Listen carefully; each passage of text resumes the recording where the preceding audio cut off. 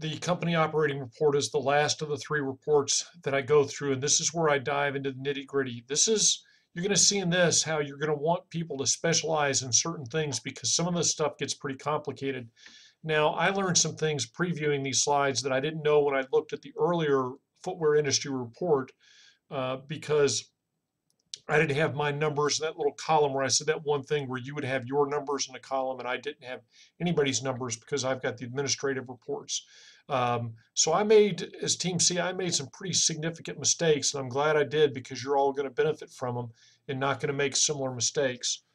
So as I look into this, I start to look at my plants. I see my capacity, no surprise there. I didn't do any particular upgrades or anything. Um, Worker productivity up slightly in both plants. That's a good thing. This is reflecting what I'm paying. I've already been able to check my comparatives off of the footwear industry report. As far as my plant capacity, I can see that my North American plant ran at 101.8%, so I had a little bit of overtime.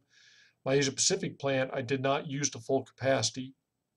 That's in part because I had some private label bids that weren't accepted. But obviously, the more you're using the plants, the better you are off.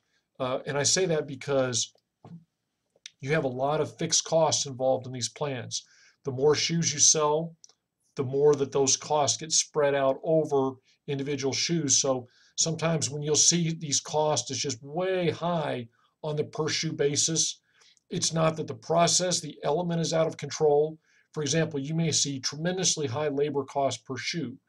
It's not because the labor cost is out of control per se, it's that you didn't sell enough, that you had a bunch of shoes that didn't get sold because you had your demand wrong and you produced way too many shoes. So sometimes you have issues like that. This is also where you're going to see people that are profitably growing market share and able to operate their plants at 110, 115, 120% capacity all the time. They're going to have an advantage because they are working those plants and taking those fixed investments and getting the most out of them. And that's going to make a difference. So this isn't bad at all. This isn't terrible, but I would, in the long run of the simulation, I would like to see that number a little bit higher. This breaks out my costs. Again, this is something that you can pick through to see if you have something that's out of control. You have some of these metrics on the footwear industry report where you can compare yourself to the other people in the industry. But your manufacturing guru is going to want to spend a fair amount of time assessing, am I doing the right thing and how I'm producing my shoes? The distribution report is going to point out to me where I made some uh-ohs. A couple of things. Here's my beginning inventory. I did a small inventory clearance. I'm not sure why I did that, to be honest with you, but I did a small inventory clearance, and I'll show you those numbers a little bit later. You can see what happened to my inventory. In North America, I was 30,000 shoes short. I was 354,000 shoes short in Latin America because I just flat didn't ship enough shoes there to make it work. So there's like one of those details matter. What I did do is shipped 1.7 million shoes to Europe and didn't need nearly that many because I didn't sell that many. So there was either a logistical oops, or I forecast a lot greater demand in Europe, Africa than came to be, and I had all these shoes extra. But when I said I have a problem with too many shoes, the good news is, kind of good news is, it's all in Europe, Africa, and the other regions I'm actually right where I need to be. So I'm going to have to deal with that problem next year. But this points out you've got to get the logistics right because if you don't, you're going to pay for it. Get into this, and this shows me my costs into the four regions. Notice that it does factor the impact of tariffs. Notice into Europe, Africa, I'm paying that $5 tariff. Otherwise, I was able to manage my shoes so that I didn't pay any charges. What should have happened, quote, I say should, quote unquote, is I should have moved some of these shoes from Europe, Africa into Latin America, and that would have probably picked up some tariffs because I used all of my North America shipments. I used all my North America shoes in North America and in Latin America. If I'd have shipped them from, instead of shipping all these from Asia Pacific to Europe, Africa. If I had shipped some of them to Latin America, I would have paid the import tariff on them as well. And again, so you see, you have to manage all these things. Um, but I can see the impact of that.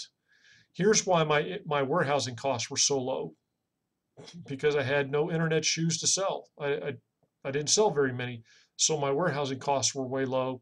And so what looked like a good thing, when I looked at it and said, hey, I've got low warehousing costs, that must be a good thing. It wasn't. It was because I had no internet sales. That's why my costs were so low. And you can see inventory clearance. This is unusual. I inventory clearanced a small number of shoes, and I actually made money doing it. Often when you do inventory clearances, you're losing money on every shoe. And that's not a fun thing, but it's just a necessary thing. Now, as I get into my marketing and administrative reports, this is going to point out the impact of volume. Notice that for website maintenance, which is a fixed cost that's the same for keeping my internet operations up in all the regions, I sold only a little over $1 million per shoe in these two regions, less than $1 million per shoe in these two regions, but I had several $1 million in costs to maintain my website. So when you divide my number of shoes sold by my website maintenance was costing $86 a shoe. $86 a shoe in my cost. And that's simply because my volume is so low. And you're going to see, I was the fool that was losing money on my internet sales at a sales price of $120 per shoe. So sometimes you go, the key to lowering your costs is getting your volume up. When your volume isn't right, your costs can be really wacky. So it's ironic that I was the guy that was quote unquote stupid and way overpriced my shoe, and in the process lost money because I drove all my customers away. So I was doubly stupid with that. When you get, again, to show you the volume difference, look at my advertising expense, basically the same expense in Asia Pacific and Latin America. But because I had really good volume in Asia Pacific, it broke down to $2.67 per shoe. Come over to Latin America, much smaller volume, $8.89 per shoe. So if I would have sold more shoes, that just proportionally goes down because it's spread across the number of shoes. Again, this is pointing out the importance of volume and how you can't look at these costs in isolation. You can't say, oh, we spent too much money on advertising in Latin America and we got it just right in Asia Pacific. You spent essentially the same amount of money. The difference was you sold a lot more shoes here than you did here, probably because of the logistical snafu that you built, that you injected on yourself. Private label report, you can go through this. It gives you all your cost breakdown, and you can see that when it all was said and done in your two markets, North America and Latin America, where you had bids accepted, you did a nice job. You made money on both of those sets of shoes, so that was great. The income statement is where it's going to give you a breakout by product line that is very important. This rolls everything up together, internet, wholesale, and private labels. So you see, okay, for the region as a whole, what my profits were. Notice that my profits in Latin America were a negative. So Latin America was a problem for me. But you get a lot more, I think, by breaking it out. I've already seen what the contribution to my above my direct costs were on the private label on the previous screen. But here I can look and see what was happening in the internet sales. I was selling for $120 a shoe. My shoes cost $27 to make. My warehousing expense was $10 per shoe because, again, I had so little volume. My marketing expense was $93 a shoe because that includes the cost of keeping the website up and going.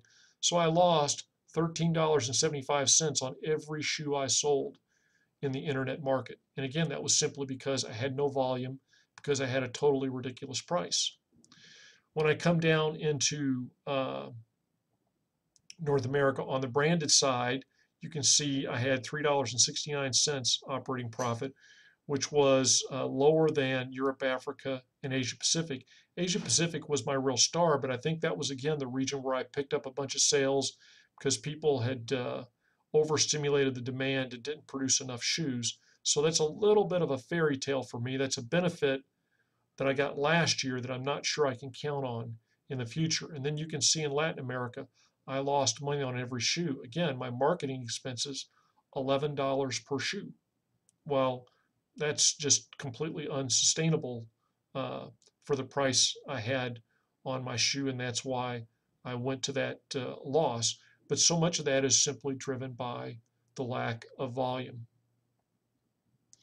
So this is again where you can really pick things apart to see what was going on.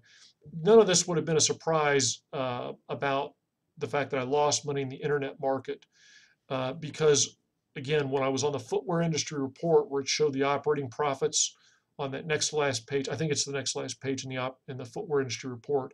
In your printouts, you're going to have a column with your numbers on them, which I don't have on this. So you can see, oh, somebody was losing $12.73 a shoe in internet in North America, or I should say, what is it, $13.75 a shoe. Oh, that's me. Pooh, bad on me. So you're going to know that earlier, but you're going to be able to dig in and see why. Lastly, the balance sheet and cash flow statement. Here you can see where's my overdraft loan. So I overdrafted by 2.78 million. Oops. At least it's not a hideous number. It's not 20 or 30 million, but it's still not good that I had an overdraft. You can dive into this also to see how you allocated your cash. Again, gives you the breakout on your selected financials down here, which are going to be very important. Now that I've done all three of these reports, I've done the how I did, and I've spent a lot of time thinking about why I did. And particularly on the competitive intelligence report, I started to think about how am I going to have to reposition better. This product, the last corporate operating report, reinforces some of those lessons, but it gives the person that's in charge of your shoe manufacturing, your logistics, some really good in-depth insight as to where are my costs going, what's driving my production, where might I need to be looking at getting more efficient. A lot of information to digest, but you're going to find as you get into the simulation, your knowledge of it goes up quite a bit, and then what to look for also improves. But it's this process of going through these results, understanding what happened, why it happened, and then reposition your company for the next round is where it's at. I actually wouldn't sit down to start entering my decisions until I'd come up pretty much with decisions on everything I'm going to do. And I'm probably only going to be on the computer for an hour or so, inputting my decisions and then optimizing them because I've already made all my major decisions just off of these products. So that's it.